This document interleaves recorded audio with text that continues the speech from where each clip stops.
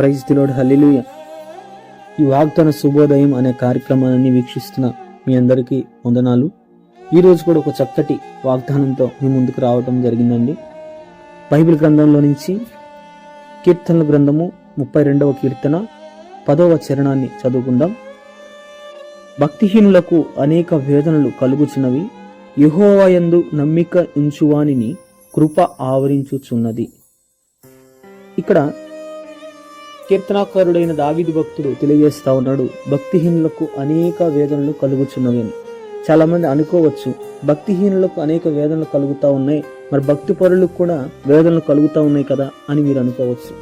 ఇక్కడ మీరు జాగ్రత్తగా దీనిని గమనిస్తే, భక్తిహీనులకు అనేక వేదనలు కలుగుతున్నాయి, కానీ భక్తి పరులకు కూడా వేదనలు కలుగుతున్నాయి. కానీ భక్తిహీనులకు వేదనలు కలిగిన వాళ్ళకి కృప లేదు, కానీ భక్తి పరులకు వేదనలు కలిగిన వారికి కృప తోడుగా ఉంటుందని గమనించాలి. దాని కిందనే భక్తుడు అంటాడు, యెహోవా యందు నమ్మిక ఉంచువానిని. అంటే భక్తి పరుడికి కృప ఆవరించుచున్నది. వేదనలు కలిగిన ఆయన కృప భక్తి పరుల చుట్టూ ఆవరించి ఉన్నది గుర్తుపెట్టుకోవాలి. ఎందుకంటే ఆయనకి తెలియకుండా మనకు ఏ వేదన రావటం లేదు, ఆయనకి తెలియకుండా మన మీదకి ఏ శక్తి పనిచేయటం లేదు, ఆయనకి తెలియకుండా ఏ సమస్య మనల్ని ముంచివేయదు. భక్తిహీనులకు వచ్చే సమస్యలకి, భక్తిహీనులకు వచ్చే వేదనలకి, భక్తి పరులకు వచ్చే వేదనలకి తేడా ఇదేనండి.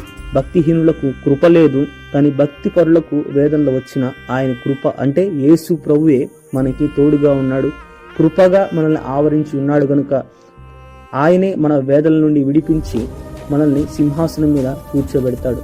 కాబట్టి ఇంత భక్తి చేస్తూ ఉన్నాం, ఎందుకు ఈ వేదనలని కలత చెందుతా ఉన్నారు? దేవుడు మీతోనే మాట్లాడుతూ ఉన్నాడు. కాబట్టి యెహోవా యందు నమ్మిక ఉంచువానిని కృప ఆవరించుకున్నది.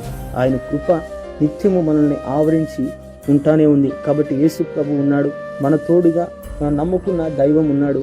కాబట్టి ఈ మాటను బట్టి ధైర్యం తెచ్చుకొని మనం భక్తిహీనులాగా అవ్వకుండా ఇంకా భక్తిలో పెంపొందే కృపను దేవుడు మనకు అనుగ్రహించినట్లు కోరుకుందాం. దేవుడు ఈ చిన్ని వాగ్దానాన్ని మన జీవితంలో నెరవేర్చును గాక. ఆమేన్. అందరికీ వందనాలు.